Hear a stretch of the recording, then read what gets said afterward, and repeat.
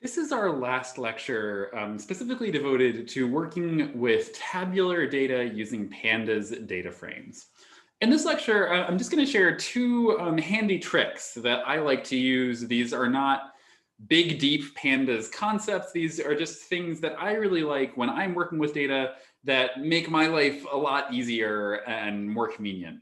So I'm going to pass them on to you, and I hope that you will use them as appropriate in good health. So let's begin. As usual, we're going to import pandas as PD.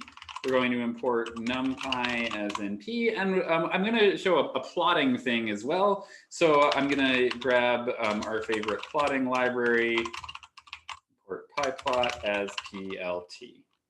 Okay. So now, as usual, let's grab the data. So penguins equals pd dot read csv Palmer penguins dot csv.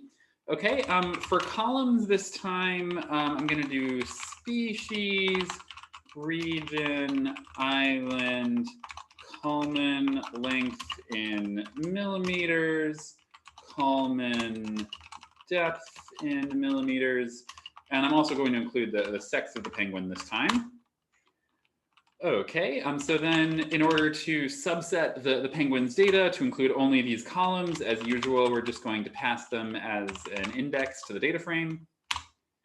Then I'm also going to shorten the species name. So this is a tool that we introduced in lecture 3 and then briefly reviewed in lecture 4.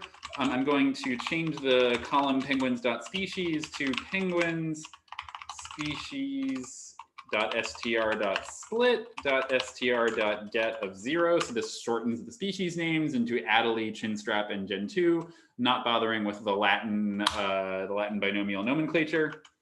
And then let's do penguins.head and see what we have here. So this is our data set for today. I have the species, region, and island that the penguin was found on. I have the Kalman length and depth, and I have the sex of the penguin.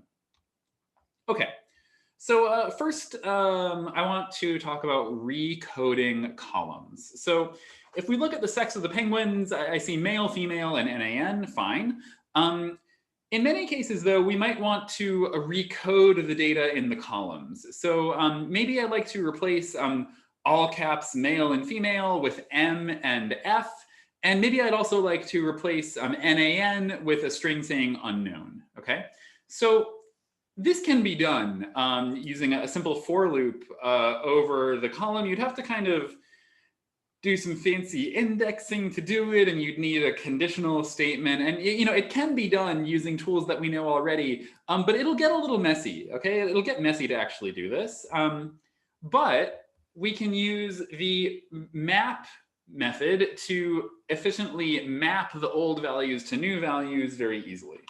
So let's take a look at what we're looking at. We have penguins.sex here. If we want to see the set of all unique values, so here's what we have. Dot, male, female, and NaN. I'm going to ignore the dot right now. So penguins.sex, male, female, and NaN is what we're going to focus on. Okay, so in order to recode my observations, in order to replace female with lowercase f, male with lowercase m, and NaN with an unknown string, what I need is to create a dictionary that maps old values to new values. So for example, here's the old value male that I'm going to replace with a lowercase m. So the key is male, the value is m. Here's the old string female. I'm going to replace that with a lowercase f. And np.nan, that's actually what this little nan here is. It's actually an np.nan specifically. I'll replace that with unknown, and let's just make my code look pretty. Oh, so pretty. Okay, so there's my correspondence between my old data labels and my new data labels. And what I'm going to do now is I'm going to overwrite the penguins sex column with penguins sex, and I'm going to apply, or sorry, not apply, that's a specific word. I'm going to use the map method, so penguinsex.map map, and all I need to do is pass to map this dictionary of relabeling rules. When I do, I don't observe anything that happens, but when I then check the penguins data frame, I see that I have indeed replaced the labels. So now I have m, lowercase f, and unknown, rather than my all caps female, all caps male, and np.nan there. So this gives me a very easy way to recode the columns in my data just by passing in a simple dictionary that gives the correspondences, and then I use the map function. So this is very, very convenient. If your data was recorded and you don't really like the labels, or they're too long, or anything like that, you can change them up in a systematic and effortless way. No for loops, no conditionals, nothing complicated. Just specify the dictionary that you want for your correspondence and use the map function on your column. Okay, so that was trick number 1. Trick number 2 is the apply method. Oh, I see I forgot to delete that data. Okay, so trick number 2 is the apply method. So small point here that is a little bit confusing. The apply method of data frames is not the thing that is used in the split, apply, combine strategy that we saw in the previous lecture. Aggregate is what you use there. The apply method is different. So apply as a method is different from split, apply, combine, the data analysis strategy. The apply method is a bit like aggregate, but it's somewhat more versatile when you want to do something other than producing a data frame of summaries. So you can think of apply as a way to, for example, do something like a for loop over specific subsets of the data without having to write a for loop. So let's see that in action. So I'm going to make a complex plot very easily using the apply method. So I'm going to do fig and ax equals plt.subplots. So just one of those. Now I'm going to define a function. And what my function does is its argument is a data frame. So I'm going to do plot hist. Let's call it plot hist. Its argument is a data frame, which I'll call df. And then what this function does is it adds a histogram of the Kalman length column of the df with, let's say, a bit of transparency. So what I have now is I have this function that if I feed it a data frame, it will give me a histogram. What I'm going to do now is I'm going to use the apply method to apply this function to each of several groups in my data. So for example, penguins.group by species. So what this is saying is it says, hey, I want to do this function for each species. And the way I do that is by doing apply, and then the argument to apply is plot hist. So again, not plot hist with any arguments, and not plot hist with any of these parentheses, just the function itself, plot hist. I'm going to apply that function to each element of the group by object. So I can think of splitting my data frame into pieces, and then I'm going to create this histogram plot for each piece. And there we go.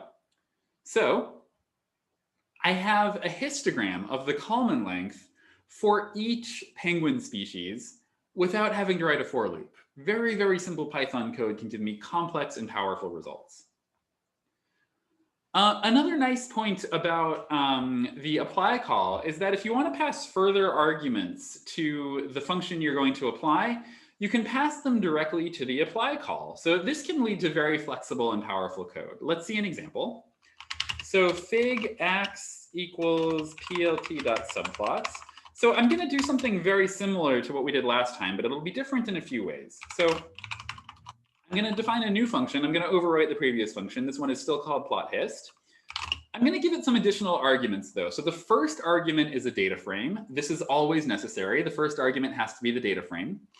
Then I'll give it a call name and alpha. Okay. So here's what this function does. It does ax.hist.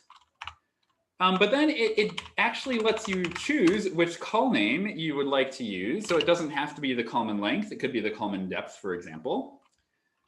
And then additionally, it lets you choose the transparency as well. Okay. Now, in order to apply this function, I do penguins.groupBy species dot apply plot hist. And now here's the nice and flexible and fun part. I can pass additional arguments to apply, and those arguments will be passed to plot hist. So for example, I would like to do histograms of the column depth this time. Column depth. And I'd like them to have transparency. I'm feeling picky about my transparency today. I want it to be 0.54 rather than 0.5 like I did last time. I can actually specify these in the apply call and have the results immediately reflected. So here's my new histogram. I was able to define a very, very simple function, and then I can use that function over and over again, changing the arguments. Maybe I want them to be more transparent. Okay, I have something new now. Maybe I want to plot column depth instead of that. Maybe I want to add labels in some way. So I have this huge power to create complicated visualizations or to do any other arbitrary operation just by defining a function that does what I want. Its first argument has to be a data frame. It can have any number of additional other arguments.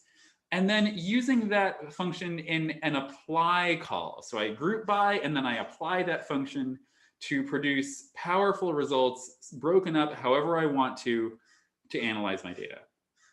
Use of apply can often save you from writing for loops when iterating over the values of data in a column.